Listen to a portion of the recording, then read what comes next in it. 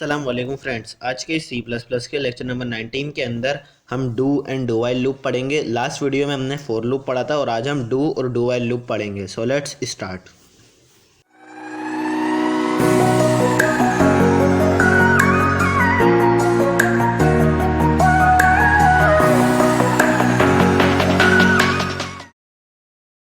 while loop is also called entry controlled loop।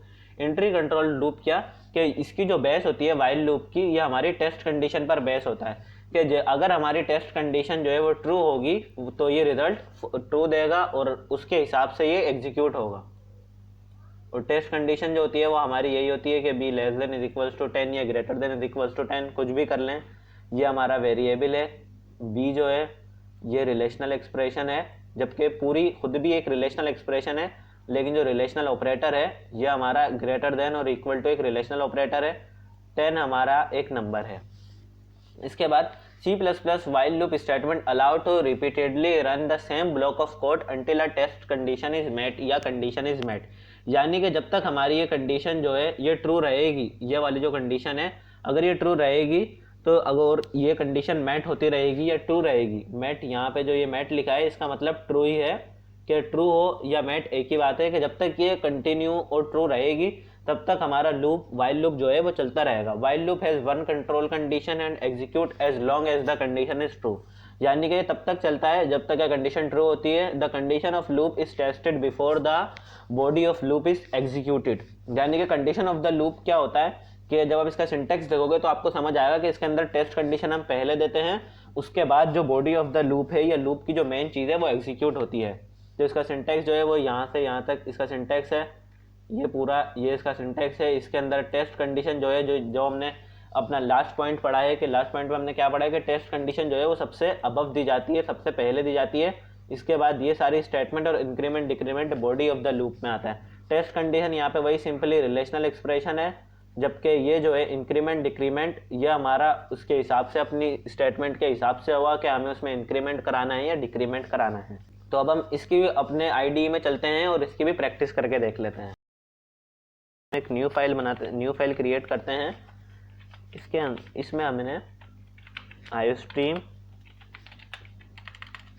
Using name space std and man. इसके अंदर भी हम एक इंटीजर लेते हैं n, एक वाइल लूप लगाते हैं हम, बल्कि इसमें सबसे पहले इनिशियलाइजेशन होगी। n को हम वैल्यू दे देते हैं 1 की सेमीकोलन। देन हम इसको एक कंडीशन देते हैं कि n जो है वो लेस देन और इक्वल टू होता है 10 से। n जो है वो लेस देन और इक्वल टू होगा 10 से। देन हमारे पास क्या होगा,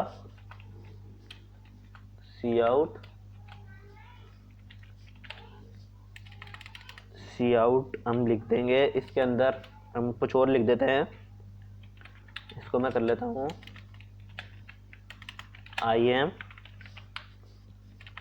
साइम, हम इसे कर लेते हैं और बैकस्लैश n दे दिया हमने इसे। अब हम इसके अंदर इंक्रीमेंट कर लेते हैं, इसको हम वाइल का नाम दे देते हैं कि हमारा वाइल लूप है, हमारा प्रोग्राम एग्जीक्यूट होगा। तो इसने हमें आई एम साइम कितनी दफ़ा 10 टाइम्स प्रिंट करके दे दिया, क्योंकि हमारी जो टेस्ट कंडीशन थी यहाँ पर वो इसको 10 टाइम्स रिक्वायरमेंट थी। अब हमने इंक्रीमेंट भी पढ़ा है और डिक्रीमेंट भी पढ़ा है। तो यहाँ पे अगर हम n की वैल्यू 10 कर दें और इसकी वैल्यू 1 कर दें तो हमारा लूप क्या चलेगा, जबकि इंक्रीमेंट ऑपरेटर लगाया हुआ है हमने, तो हमारा लूप नहीं चलेगा। इसने कोई भी हमें आंसर ही नहीं दिया, क्योंकि 10 की जो वैल्यू है वो 1 से वैसे ही बड़ी है, तो ये लूप चल ही नहीं सकता।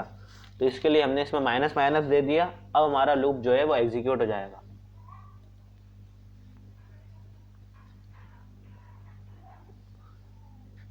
अब हमने इसके अंदर इसको हमने n माइनस माइनस दे दिया और इसकी जो टेस्ट कंडीशन है उसको हमने थोड़ा चेंज कर दिया।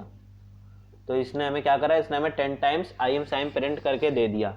तो ये फॉर और वाइल लूप अब हमने देख लिए हैं, दोनों को इन डेप्थ, इनका सिंटेक्स भी पढ़ लिया है हमने। फॉर और वाइल लूप पढ़ लिया है। अब हम अपने डू वाइल लूप की तरफ चलते हैं और डू वाइल लूप को भी पढ़कर देखते हैं। तो डू वाइल लूप जो है हमारा in C plus plus, do while loop क्या होता है, the do while loop is a variant of a while loop. कि ये जो है बेसिकली वेरिएंट है वाइल लूप का।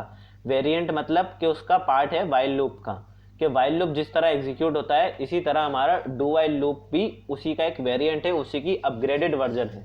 This loop will execute the code block once before checking if the condition is true, then it will repeat the long as the condition is true. यानी कि ये एक दफ़ा तो लाजमी एग्जीक्यूट करेगा, ये वाला जो पॉइंट है हमारा ये हमें यही श्योर करता है कि ये एक दफ़ा तो लाजमी एग्जीक्यूट करेगा, लेकिन एक से ज़्यादा दफ़ा कब एग्जीक्यूट करेगा कि जब हमारी कंडीशन ट्रू होगी, और अगर हमारी कंडीशन फॉल्स होगी तो ये एक टाइम भी तब भी एग्जीक्यूट करेगा, और अगर कंडीशन ट्रू हुई तो ये चलता चला जाएगा जब तक कंडीशन ट्रू होगी।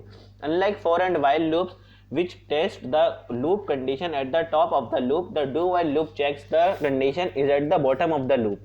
तो जब ये लूप के कोड के लूप का जो कोड है या बॉडी ऑफ द लूप है उसे एक दफ़ा एग्जीक्यूट करता है, तो इसका मतलब कि इसकी जो टेस्ट कंडीशन है वो लास्ट में लिखी जाती होगी, क्योंकि अगर इसकी टेस्ट कंडीशन स्टार्टिंग में दी जाए और टेस्ट कंडीशन आपकी फॉल्स हो जाए तो फिर तो लूप एग्जीक्यूट ही नहीं हो सकता। यानी कि इसका मतलब ये इसका सिंपल एक हिंट थी कि ये आपकी जो इसके अंदर टेस्ट कंडीशन होती है वो लास्ट में लिखी जाती है। A do while loop is similar to a while loop, expect that do while loop is guaranteed to execute at least one time, कि इसके अंदर यही बात है कि डू वाइल लूप जो है वो वाइल लूप से बहुत ज़्यादा सिमिलर है, लेकिन इसको छोड़ के इसके अलावा डू वाइल लूप जो है ये आपको गारंटी करता है कि वन टाइम आपका लूप लाजमी चलेगा, चाहे आपकी कंडीशन ट्रू हो या फॉल्स हो।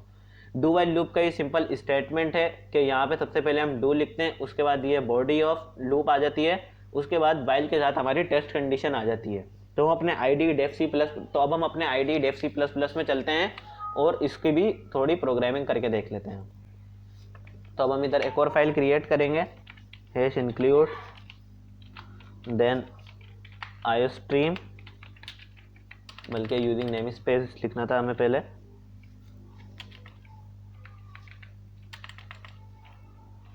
Using namespace std int main integer, हम इसके अंदर m कर लेते हैं इंटीजर। अब हमने इसके अंदर क्या पढ़ा था कि सबसे पहले तो हमें वैल्यू असाइन करनी है कि m इज इक्वल्स टू 1, हमने वैल्यू असाइन कर दी। इसके बाद हमने इधर डू लिखा। अब यहाँ से हमारा फॉर लूप का सिंटेक्स चलना है, डू वाइल लूप का सिंटेक्स रन होना स्टार्ट हो रहा है कि हमने इधर लिख दिया सी आउट।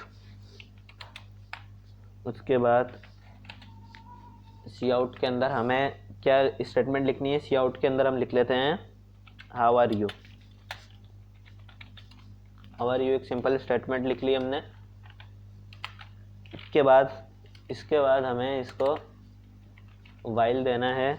वाइल के अंदर टेस्ट कंडीशन कि अगर n जो है वो ग्रेटर देन और इक्वल टू हो, n लेस देन और equal to n less than और इक्वल टू हो 10 से, तो एग्जीक्यूट हो। लेकिन यहाँ पे ये गौरतलब बात ये है कि पिछले हमने अपने प्रोग्राम्स के अंदर वाइल लूप और डू वाइल लूप में हमने कहीं पे भी टेस्ट कंडीशन के साथ सेमीकोलन नहीं दिया था, लेकिन इसमें हमें सेमीकोलन के साथ देना पड़ेगा। क्यों? क्योंकि ये बिल्कुल लास्ट की स्टेटमेंट है। ये इतना भी सिंटैक्स है ये सारा डू वाइल लूप का सिंटैक्स है। तो अब हम इसे एग्जीक्यूट करते हैं। इसे नाम हम डू वाइल लूप का देते हैं। उसके बाद execute n was not declare, sorry हमें m करना था, हमने n लिख दिया क्योंकि हमारे लास्ट 2 प्रोग्राम्स में भी m था।